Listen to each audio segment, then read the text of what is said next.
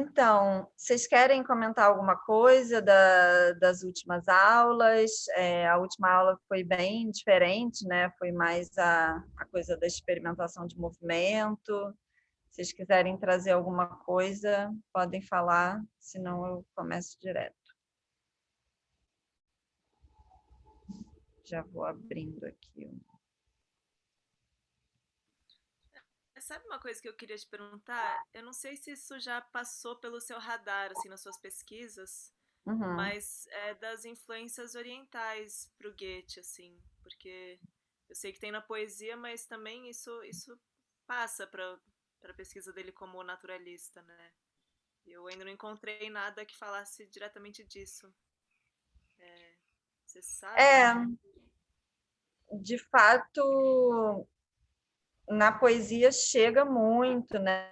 Ele tem, tô até com ele aqui embaixo por acaso, tá assim, toda a base aqui para levantar o computador é Goethe. Aí tem aqui o divã ocidental oriental. E ele cria toda uma paixão pela poesia persa, e chega a traduzir. Quando você vai a Weimar, tem lá um monumentozinho ocidental oriental. É, ele eu tem toda uma genealogia da antropologia, né, da disciplina antropologia, que remonta a essas empreitadas dos românticos, assim, né? Como o Goethe olhou para o Oriente, as viagens do Herder, toda aquela coisa do Herder com o folclore, é, o Humboldt com a viagem para a América. E então, assim, o outro Humboldt, todo o olhar que ele teve às diversas línguas, assim, ele tem aquele livro famoso sobre o idioma da ilha de Java. Java, acho que é agora, é uma ilha lá na Oceania, assim, e, e ele traduz o Bhagavad Gita, tem todo um olhar também sobre o sânscrito. Então, assim, na cultura eu sei muito também desse olhar dele para o Oriente. Tinha uma coisa muito ligada ao amor, ao depicting, né, a representação do amor no Oriente. Mas em termos da botânica e da ciência, não está me ocorrendo nada específico, assim, como plantas que ele tenha chegado a pesquisar. Ele tem, existem umas coisas muito pontuais, assim, mas que eu não acho que ele foi a fundo. Tem, por exemplo, ele se correspondia muito, né, era contemporâneo, embora eles fossem mais jovens, do Humboldt e do von Martius. E os dois que viajaram para o Brasil e para a América mandavam muitos relatos para ele, assim. E então ele comenta, ele tem até uns 2 poeminhas sobre o Brasil, assim, e que falam um pouquinho da flora, da fauna, assim. Mas é algo mais assim que ele se interessa, ele enxerga que há uma riqueza, mas ele não vai pessoalmente, assim, né? Então fica num lugar um pouco de referência mesmo, assim. E eu acho que importante para a botânica dele mesmo foi essa viagem à Itália, porque embora é isso, assim, né? Algo bem mais próximo do que ele era mais velho também do que esses contemporâneos que viajaram para mais longe. Mas a viagem à Itália teve essa mudança, é isso, embora próximo, mas foi uma mudança muito radical de clima para ele. E ele chegou até o sul da Itália. Então, ele fala assim, as descrições é que ele chegou na paisagem da Arcádia, tipo aquela paisagem ideal, e com um clima bem mais quente, mais solar, com uma variedade muito maior de plantas. Então, do que eu vejo na obra dele, isso que teve mais impacto. Mas você já viu alguma coisa? Às vezes eu não vi.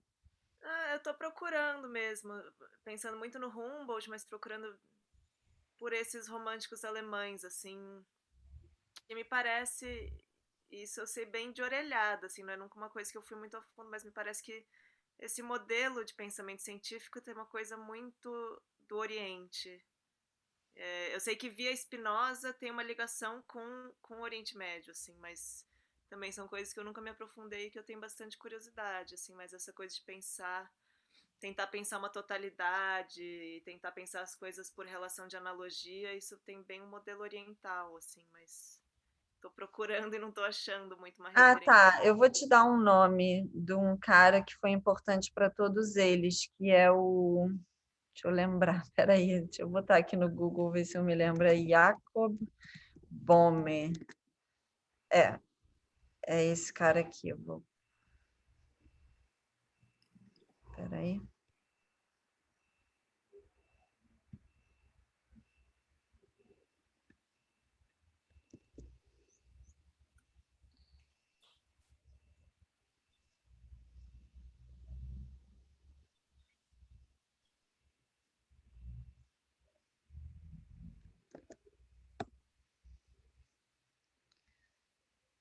Legal, não conheço esse cara. Eu vou até abrir aqui, peraí.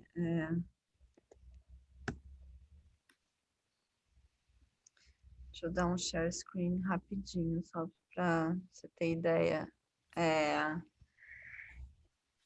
Ele é isso, ele influenciou, ele era um místico,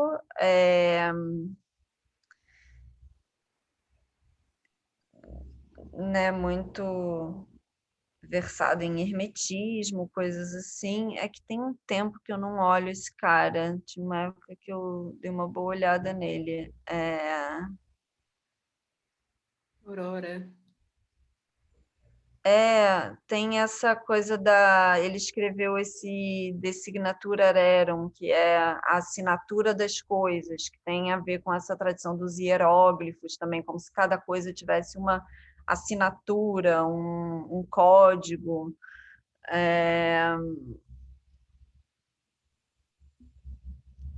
Enfim, aqui tem uma cosmogonia. Que lindo. Esse cara foi importante, assim, para tudo. Aqui eu não estou nem vendo tanto os românticos, engraçado, fala muito do Hegel. Ah, então, aí tem isso aqui, eu acho que você vai conhecer, porque ele acabou influenciando, tipo, o Gurdjieff, Uhum.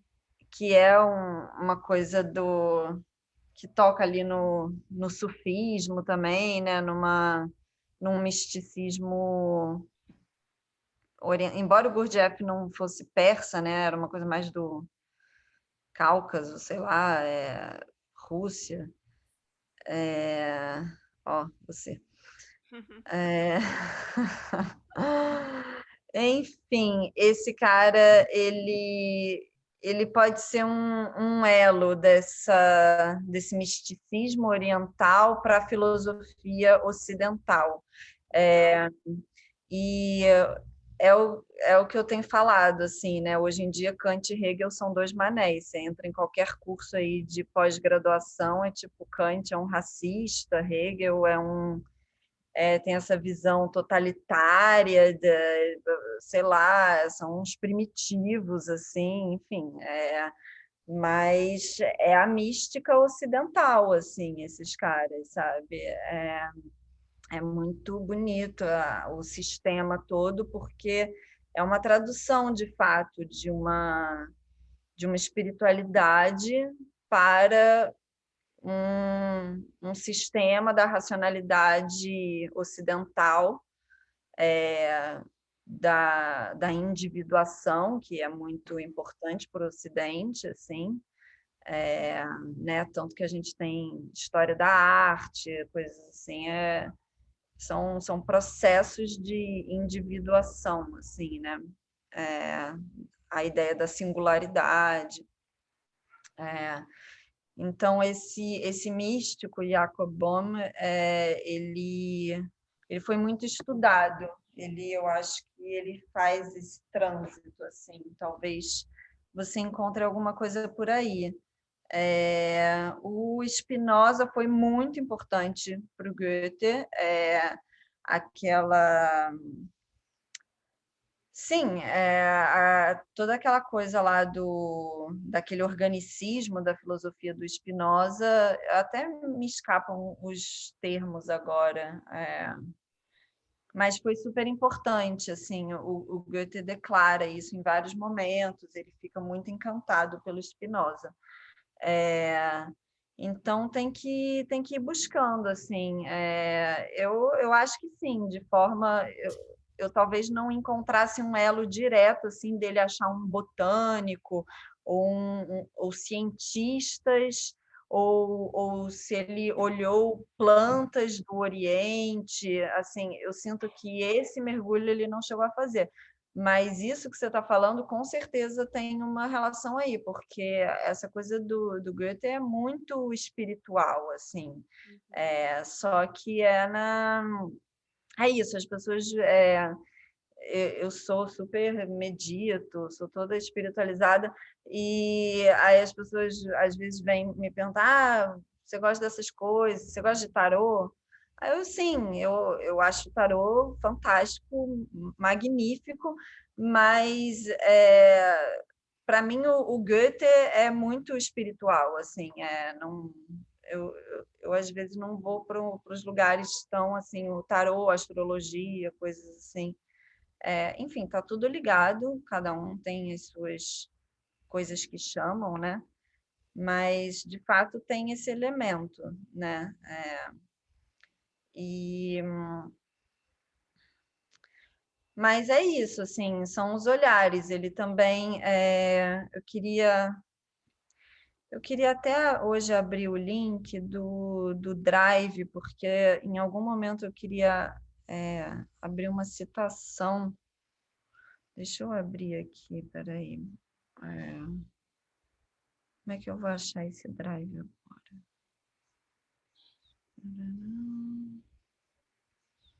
Mandou pelo Bica, né?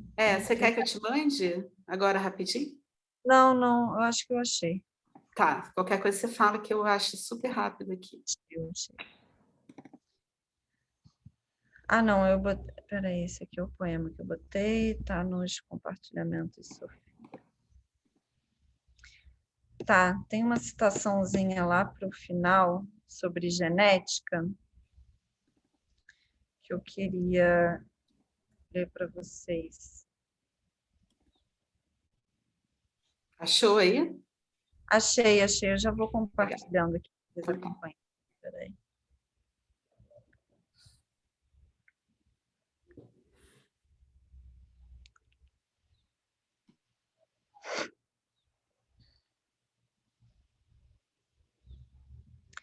É só essa citação aqui, é um apêndice do livro que o organizador fala sobre esse método genético, né? Aí ele fala que o Goethe estava muito interessado no método científico, tarará, que no seu trabalho de botânica ele estava preocupado com o como da vegetação.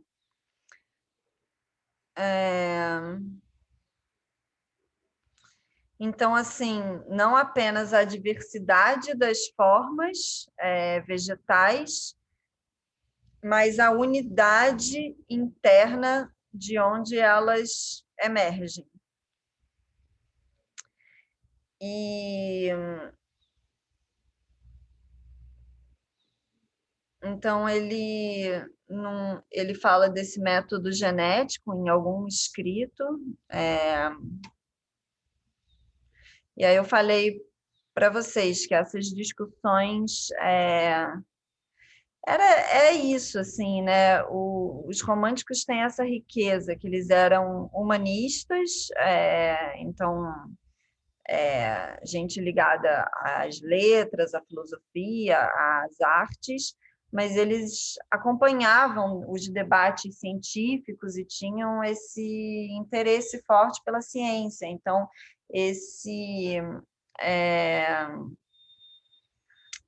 aquele que eu falei, o Friedrich Blumenbach, é um cara que foi interlocutor do Kant, e ele foi um cara importante dessa teoria da epigênesis, né? Que eu falei que hoje aonde esse debate está atualizado hoje é nas células-tronco. Então, essa coisa super chega na ciência, assim, né? É porque talvez os cientistas não façam muito esse trânsito com as humanidades, eles estão muito focados nas questões mais utilitárias, assim, né, do avanço da ciência. Mas os humanistas olham para isso, assim, né? Então ele diz: se eu olho para um objeto criado, indago sobre a sua criação e sigo esse processo o mais longe que eu posso, eu vou encontrar uma série de passos.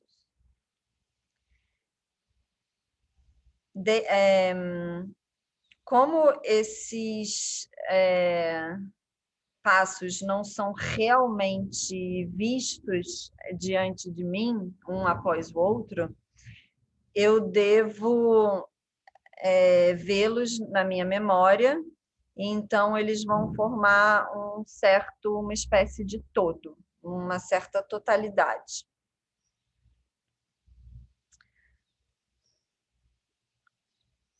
Primeiramente, eu vou tender a pensar em termos de passos, mas a natureza não deixa espaços vazios, e isso é importante. O Goethe tem uma coisa que eu acho genial, que é um termo que chega no direito, depois eu vou botar aqui, que é o ad hoc. Cadê o chat? Você não pode escrever no chat quando... Ou pode? Ad hoc. Esse termo ad hoc é um de acordo. Então, assim, eu posso falar a mesma coisa de uma posição indo para outra, ou de outra indo para uma, assim. Então, aqui ele está falando, a natureza não deixa vazios, mas ele era simpático à teoria da epigênesis, que é justamente que existem esses vazios que recolocam o jogo genético, ou seja, que a origem não é um começo, né? Então, assim, é uma percepção temporal que não é linear, que a origem ela não é um começo numa linha, ela é o originário, ela é uma combinatória que se dá num presente, né? Então, nesse sentido, tem esse vazio estruturante, no sentido que não tem que não tem um pré-determinismo das coisas. É isso. E então a natureza não deixa vazios, e assim, ao fim, eu terei que ver essa progressão de atividades ininterruptas como uma totalidade. Eu posso fazer isso dissolvendo o particular, sem destruir a impressão por si própria, né? Então, esse é um método que ele descreve para observação das formas botânicas, né? Então, que ele está lá atrás, se ele segue aquela taxonomia, né, de raiz, cotilédone, caule, nó, folha, sépala, pétala, como que uma coisa vai criando a outra,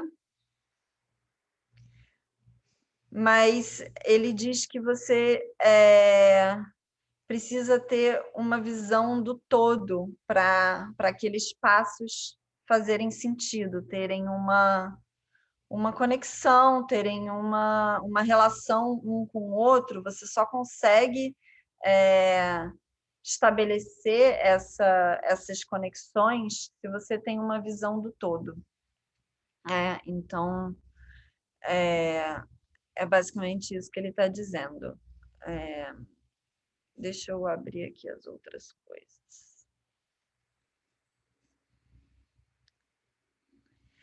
Então, onde a gente vai entrar hoje é na questão dos olhos da planta, né? E aí é um terreno bem amplo, muito rico, porque,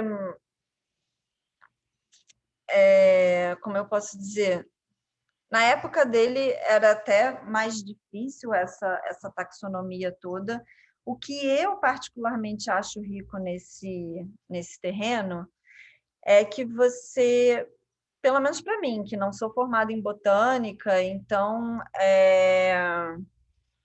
como eu posso dizer, é uma forma de olhar para as plantas que está me lembrando muito os aprendizados que eu tive sobre os animais,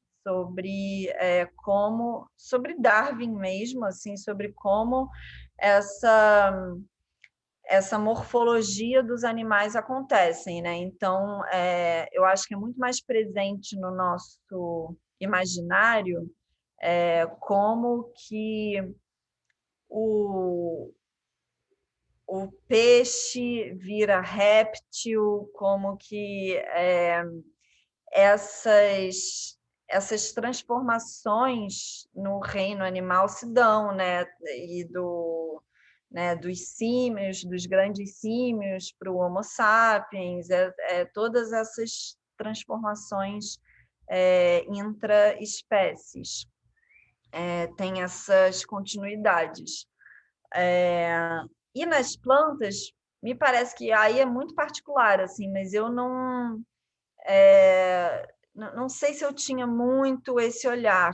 E aí, quando a gente começa a entrar nessa questão basicamente da reprodução da planta, que ela pode ser sexuada ou assexuada, é que essas coisas vão aparecendo também. Porque, como eu disse, a reprodução sexuada, que é bem das gimnospermas e das angiospermas, a planta ela tem lá o órgão feminino e o masculino. Então, tem uma fecundação, né? Tem lá um processo sexuado de reprodução da planta. Mas zilhões de plantas se reproduzem assexuadamente, que é uma coisa meio clone, é tipo um clone. e que é por um outro processo lá de mitose, meiose, eu não sei direito, assim, mas é uma coisa mais clone mesmo. E então, assim, os óleos da planta, e aí eu vou começar a botar aqui primeiro o clássico da batata. É quando, enfim, a batata é um tubérculo, e aí a Camila mencionou o gengibre, a cúrcuma, né? E aí essas famílias, elas vão abrindo para muitos lugares que são interessantes, assim, porque o gengibre, a cúrcuma, o cardamomo também faz parte dessas reproduções assexuadas, assim, com semelhanças que estão dentro dessas famílias em comum, assim, o gengibre está na família da cúrcuma, mas é muito difícil achar exatamente o que são e o que não são tubérculos, assim. Assim, as coisas não têm uma linha super definida, né? Mas, basicamente, o tubérculo ele é um reservatório, né, de nutrientes para quando falta água, quando falta luz, ele é um reservatório. O que a gente come é esse reservatório, porque ele justamente reserva amido, starch, farinha, assim, não, farinha é amido e proteínas, assim. Então, ele é um reservatório da planta que novas plantas saem desse reservatório. Então, esse que é o processo interessante da reprodução assexuada, que ela se propaga, ela tem uma relação com a estrutura rizomática também, porque os rizomas são essa propagação horizontal das raízes que colaboram nessa reprodução assexuada também. O rizoma não é a mesma coisa que a raiz. Então, esses óleos, eles vão aparecendo nesses reservatórios. O Goethe fala uma coisa que eu acho fantástica sobre isso, que é a relação do olho desse novo broto com o tubérculo, com esse reservatório, é a mesma da planta com a terra. Ele fala isso. E eu acho isso muito... abre muito a cabeça, assim. É uma analogia bem inusitada para mim, assim. Você pensar esse micro e macro também, dessa relação aqui, do que está tudo dentro assim de um indivíduo só, que é a batata, mas como que mas tem uma independência também, porque é essa reprodução fragmentada, ela é espalhada no ambiente, ela não sai do mesmo corpo, né? Ela se acopla a um outro corpo, embora nesse caso seja o corpo da própria batata, mas ela não sai do órgão reprodutor, ela se acopla e, e brota dali. Então, ela pega os nutrientes desse reservatório para se desenvolver, mas ela, em termos genéticos, esse broto tem essa autonomia, que ele está pegando nutrientes dessa. Aqui não tem nenhuma relação genética no sentido da continuidade, assim, do broto com essa. Não é uma semente, isso aqui isso aqui. Isso não é uma semente, isso aqui é uma raiz, assim. É um acoplamento. Então, eu acho bonita essa relação que ele fala da planta, essa relação aqui como análoga à planta e à terra. Acho que tem uma riqueza de possibilidades, assim, para pensar meio ambiente, as trocas entre... aí, de novo, eu penso muito no Maturana, né? Quando o Maturana fala que o meio ambiente é um macro-indivíduo cheio de micro-indivíduos, assim, né? Então, é isso, que nem nós somos um indivíduo sobre a superfície da Terra, mas e as células que são indivíduos sobre sobre as nossas superfícies de órgãos? E, assim, o que é dentro e o que é fora? Não tem um limite, é uma questão topológica, fita de Möbius, assim, tudo é dentro e tudo é fora, depende da posição que você olha, né? Então, eu acho que quando ele fala isso, tem esse lugar de já olhar, esse olhar grandioso e holístico também, assim, que ele está tendo sobre a natureza, quando ele faz essas observações. Aí aqui tem para Camila peraí. Só uma imagem desses rizomas culinários. Então, tem o lótus, a cúrcuma, esses dois, acabei de me esquecer. Eu acho que talvez uma espécie de gengibre em algum lugar tinha aqui.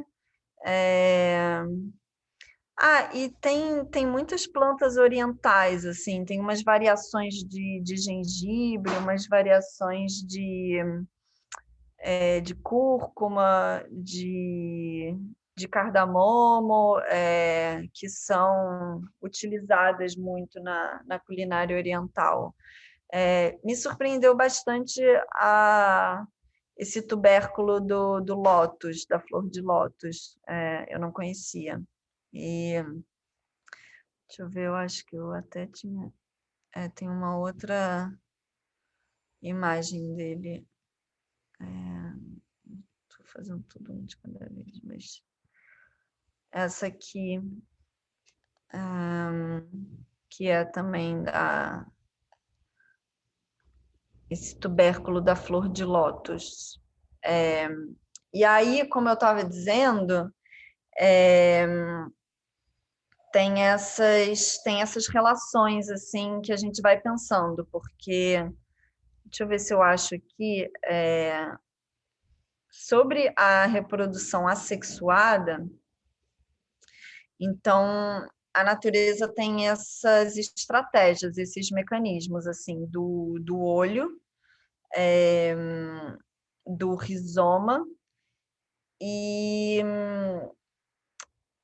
da... o que eu ia falar?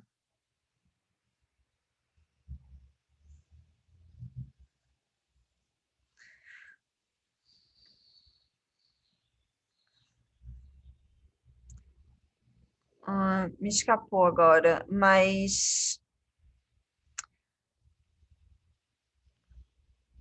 eu ia falar alguma coisa das water lilies, assim. O que eu quero dizer é que são tecnologias da planta que vão que ela vai se proteger com a ausência dos nutrientes que vêm muito pelo ar, né? E numa ausência de possibilidade de fotossíntese completa. E aí tem uma relação das plantas aquáticas, tipo, a flor de lótus é uma planta aquática, com esses tubérculos. E que são tecnologias mesmo que a planta vai desenvolvendo para se reproduzir e também para se nutrir. Então, elas estão dentro dessa categoria da metamorfose irregular, né, que ela não tem essa completude de chegar até a reprodução sexuada e e essa relação mais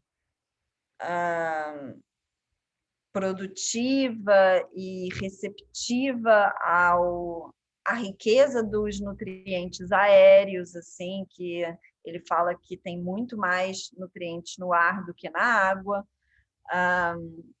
Então, a estrutura das plantas aquáticas encontra, assim, por uma relação de morfologia, metamorfose, os tubérculos, né? E deixa eu ver que aí eu mostrar só uns desenhos do gengibre, da cúrcuma e do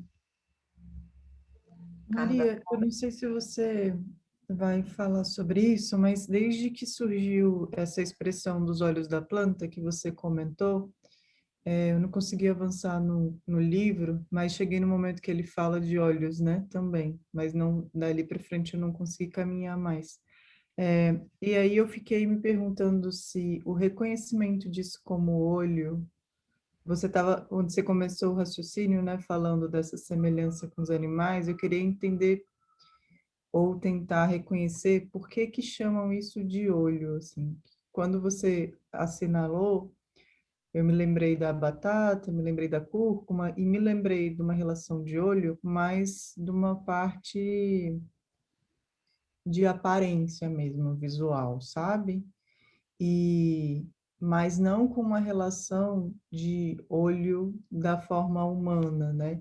E eu pergunto isso, para que que serve? Se é um nome que surge na botânica, na classificação, não sei em qual momento que é dado esse nome anatômico à planta, se surge de uma relação dessa semelhança visual, assim, do que aparenta ser, ou se surge de alguma relação funcional que tem a ver com o ato de enxergar, para além, claro, de enxergar pela visão. E fico nesse questionamento porque um dos questionamentos que tem me movido na pesquisa é como as plantas nos olham. Então, assim, e aí isso é uma pergunta que tem me movimentado para outros pensamentos sobre a relação planta-humano, né? Mais do que humano-planta, assim. Aí queria saber como que você entende essa nomenclatura de olho para essas estruturas. Uhum. Bom, existe uma confusão de nomenclaturas, quer dizer, eu não diria que é uma confusão.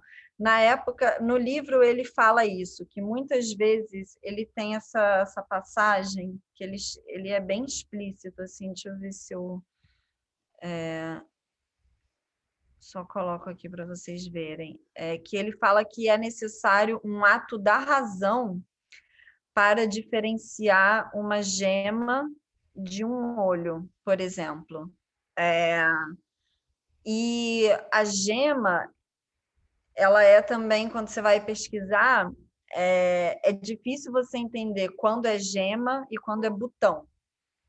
É a gema, o bud, o olho também é chamado sprout, eye ou sprout, que é o que pipoca, assim.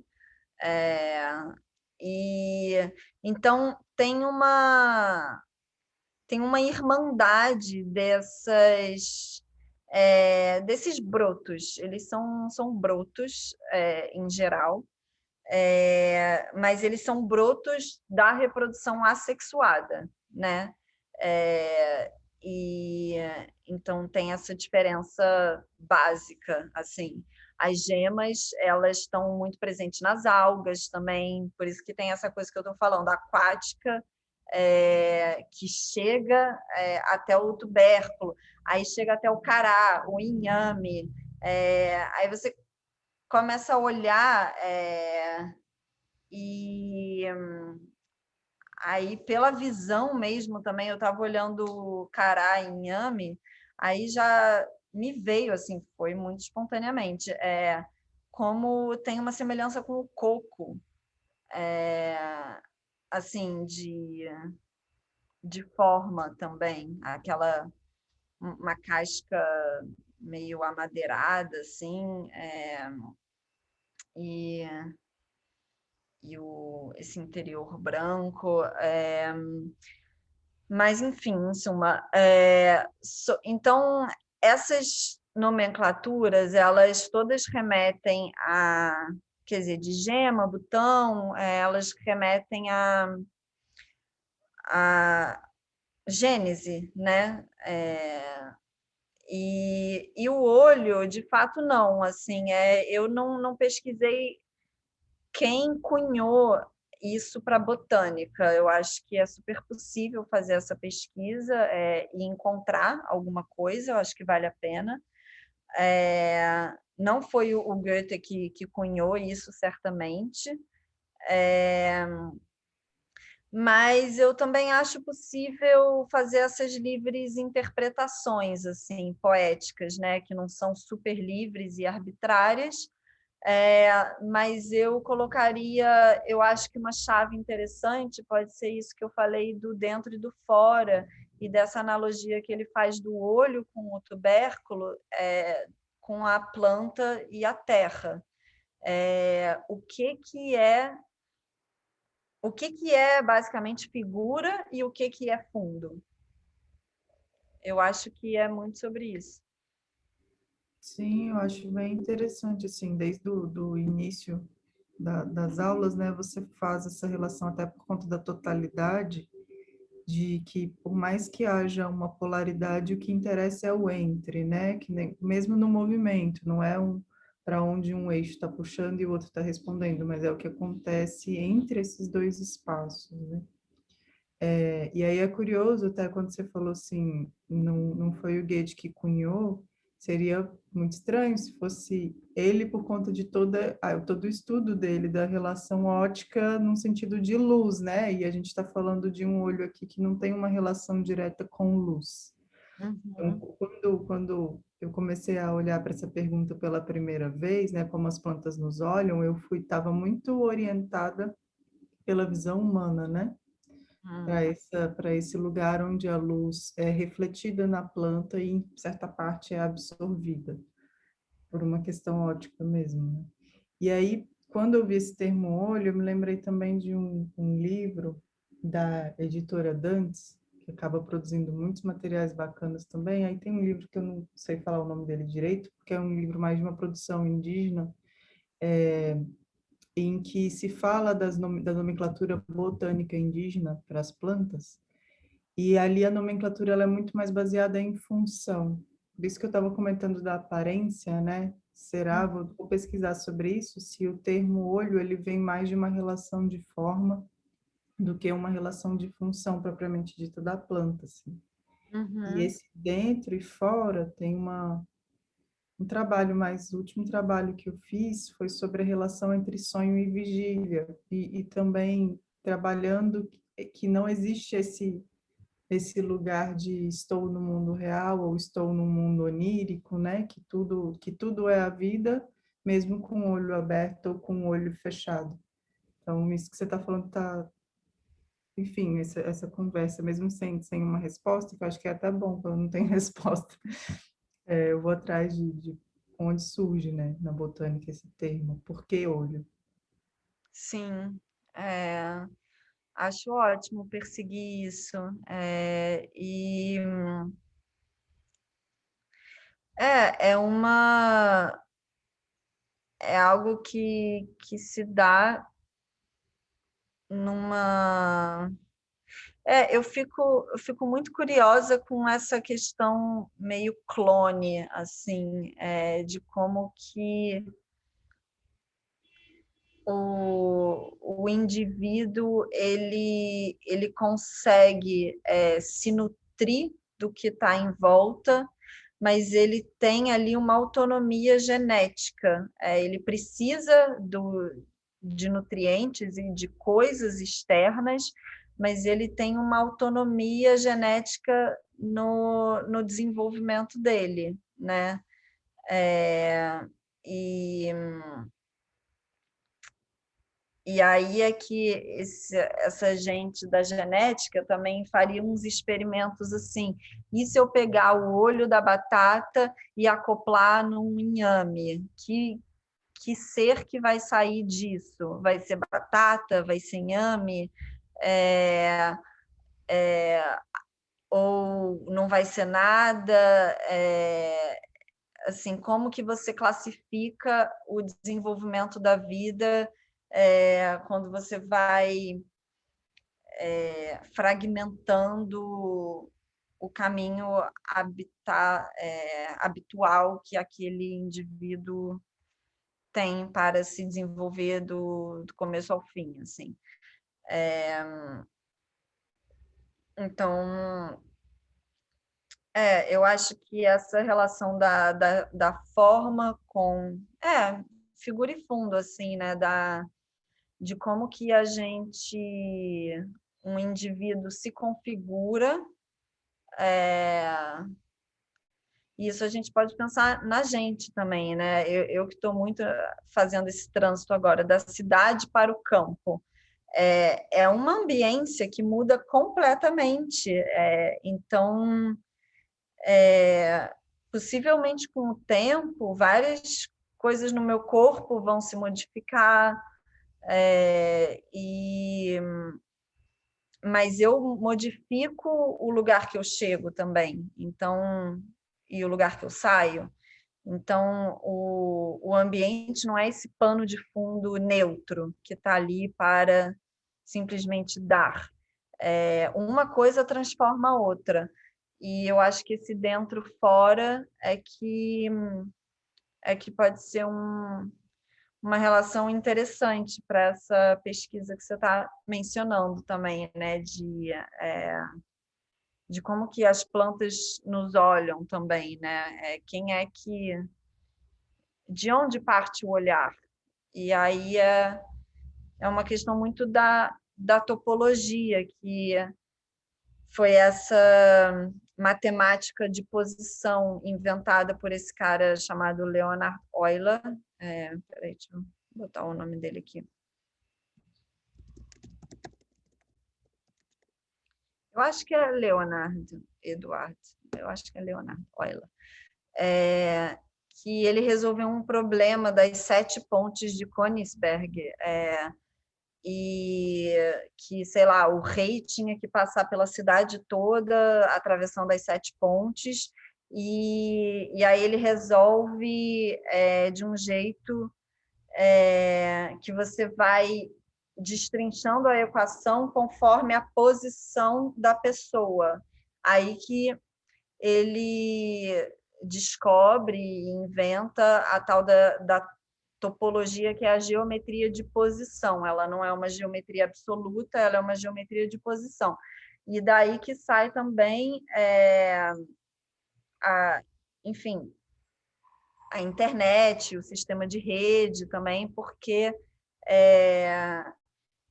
assim, a tecnologia da internet não seria possível se várias coisas não acontecessem assim, em termos de posição. Então, você não pode ter um sistema absoluto que dá conta de tudo. Você tem que ter um sistema que vai se modificando de acordo com coisas que acontecem pelo caminho. Então, talvez isso seja uma chave, assim.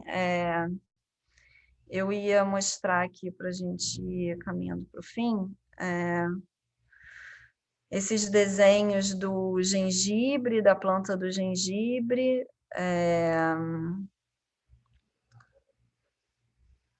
com uma outra planta que é dessa família também, é o bambu. Então, a gente consegue ver alguma semelhança aqui também, coisa que não é muito óbvia.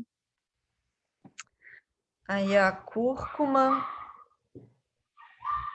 Sabe o lírio do campo também? Tem essa Também. estrutura, né? Sim. E o cardamomo.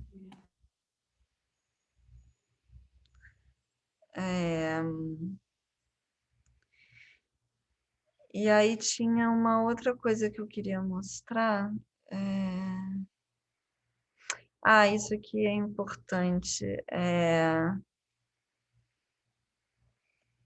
Peraí. Tá abrindo mil abas aqui.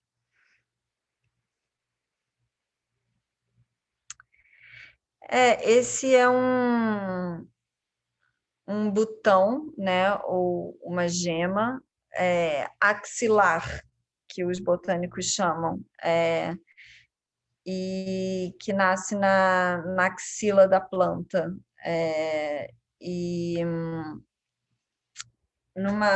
Quando eu estava, ano passado, numa outra região rural,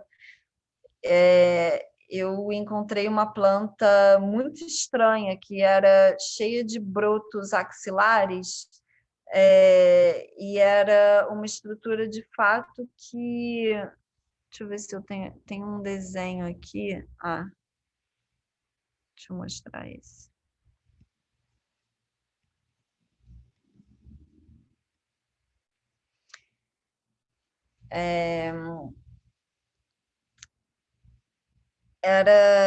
Era esse aqui, axilar, assim. Aí eu achei uma planta e eu vi essa planta antes de saber muito sobre esses botões axilares, e era muito estranho, porque ela não é da onde sai a folha, ela é a produção de um excesso, isso aqui muitas vezes cai depois. Então, ela meio que produz dois, assim, e aí um cresce e o outro nem cresce. Então, tem essas coisas também do status, se ele é acessório, dormente. Enfim, tem essas classificações dos botões, e aí o botão é isso, ele pode ser de folha, ele pode ser de flor, que é o reprodutivo, ou ele pode ser misto. E na botânica são esses três assim, tipos ou, né, partes da planta que se diferenciam do que é a semente, né? Mas eles têm tem algumas confusões aí, que é o botão, a gema e o olho. Né? O olho parece estar mais ligado ao tubérculo, a essas esponjas que armazenam os nutrientes. Mas, de qualquer jeito, são entidades, são brotos onde a planta nasce e se desenvolve, assim. E é onde a folha vai... Né? Se você deixa é fácil, deixa uma batata doce, começa a nascer coisa dela, assim,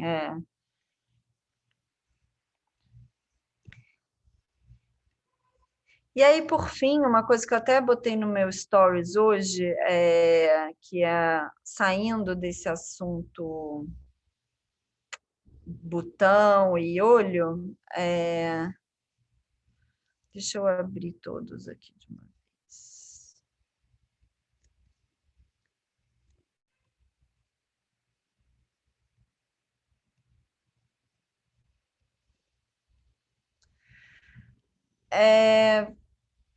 Que é das formas da inflorescência, né? A inflorescência não é a floração. A inflorescência, ela é o conjunto das florações de uma planta. Então, é aquilo que eu já falei algumas vezes, assim, dos desenhos de movimento que a planta vai fazendo para se movimentar. Então, voltando atrás nas nossas aulas, né? Como que esse jogo de polaridade vai acontecendo e vai criando desenhos, né? Então, tem essas... Isso é uma classificação botânica bem científica hoje em dia, esses desenhos aqui. Isso não foi uma criança que fez, assim, tipo, isso aqui é uma classificação.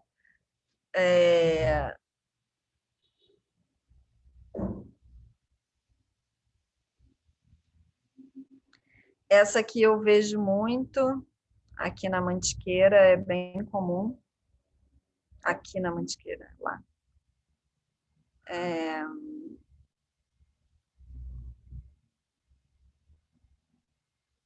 Essa lembra uma coisa meio proporção áurea, que eu também vejo por aí. Meio assim, é sempre, digamos, na metade de um ramo, de um caulezinho, sai outro, que aí na metade desse sai outro, na metade desse sai outro, na metade desse sai outro. Então, é muito possível olhar para isso e ver uma coreografia, não para imitar e fazer isso. Não é esse olhar que eu acho que é o olhar metamórfico do Goethe, para a gente ir levando para outro lugar, ele não é um olhar mimético da mera imitação, ele é um olhar sobre a estrutura. Então, assim, essa estrutura de que um se divide em dois, e aí esse dois é um que se divide em dois. Então, assim, ir perseguindo como que o olho vai ver isso e traduzir numa outra estrutura de movimento, de desenho, né? Aí tem esse também. Então, cada um desses, para mim, daria pela estrutura, não é pela forma, assim, né, externa, digamos. Observar o como, a estrutura é isso, é o como que esse desenho está, qual é a regra dele, é que a gente pode tirar para uma regra artística, digamos assim. Esse último que você mostrou, esse aí, que está aparecendo, parece a formação daquelas tiriricas, sabe?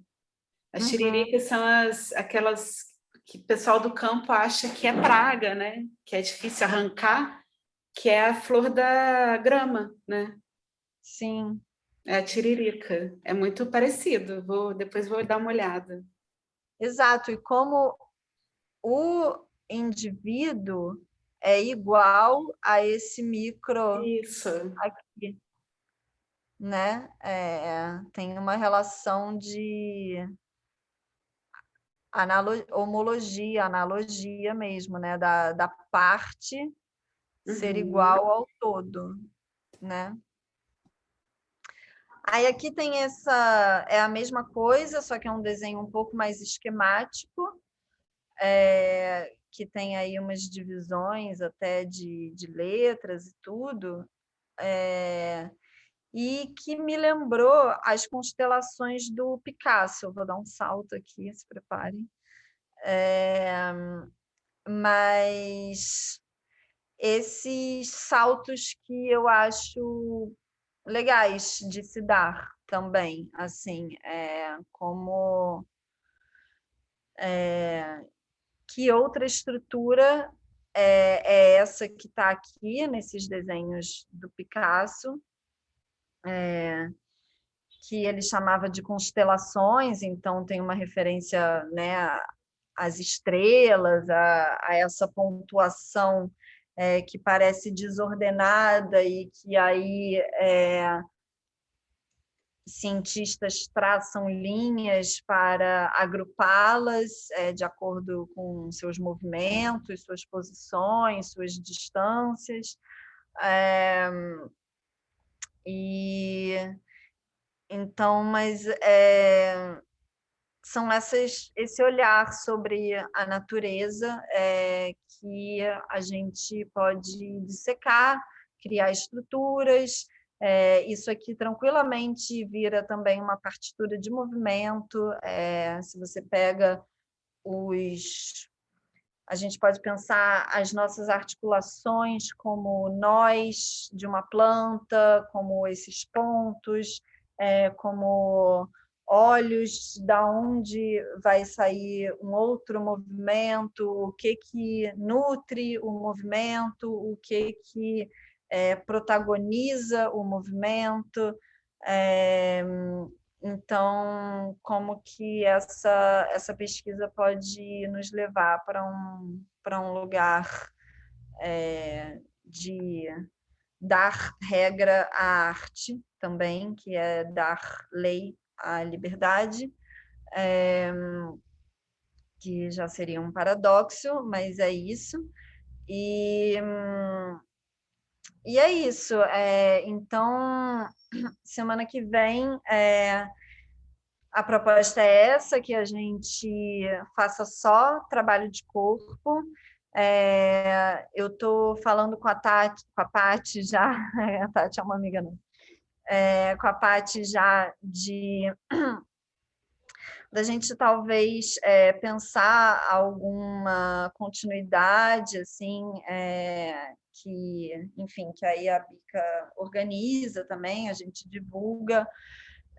Mas só para contar um pouquinho para vocês, eu andei encomendando várias sementes mais exóticas, assim, que eu estou curiosa de continuar esse processo de pesquisa, porque essa pesquisa da metamorfose das plantas ela é muito antiga na minha vida, mas agora é o primeiro momento que eu estou, de fato, morando num local em que eu posso plantar muitas coisas.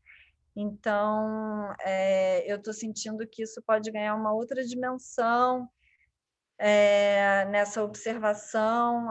Então, eu encomendei umas sementes crioulas e exóticas, assim, tipo algodão rubi, umas coisas assim, umas flores, umas coisas assim. E aí, quem sabe, fazer uma continuidade ligada a plantios e plantios dançados, assim. Então, vocês saberem também horizontes possíveis. Mas se vocês quiserem falar algo agora, a gente pode ainda deixar uns minutinhos para isso. Se não, a gente se vê semana que vem.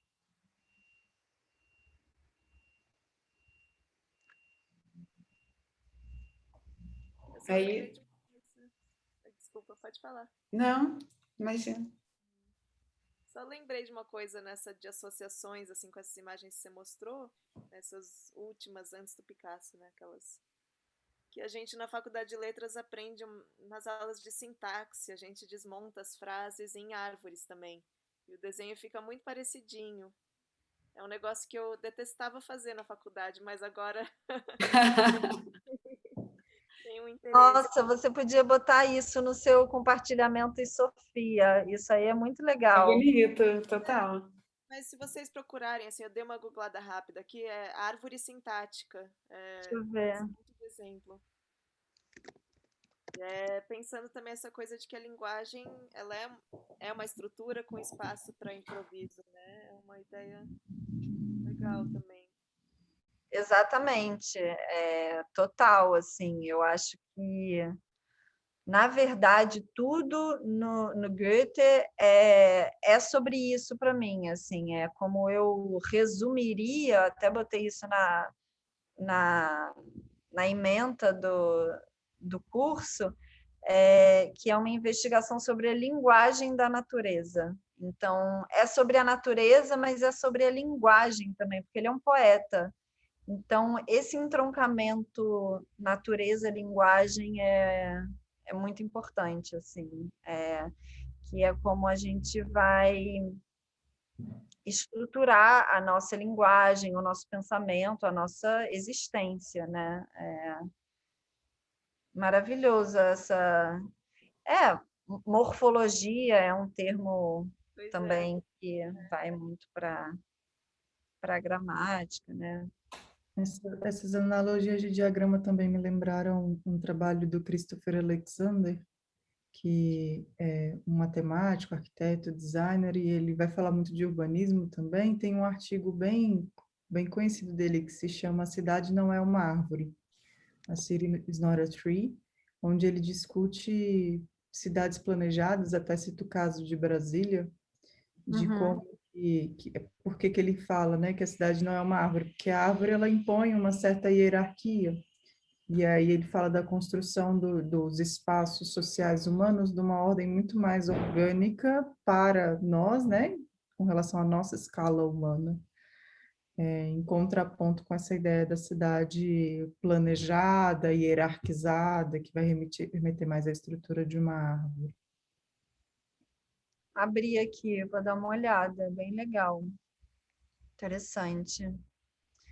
Então tá, gente, espero que vocês tenham sido contempladas teoricamente. Qualquer dúvida, mandem, que eu pesquiso, respondo também.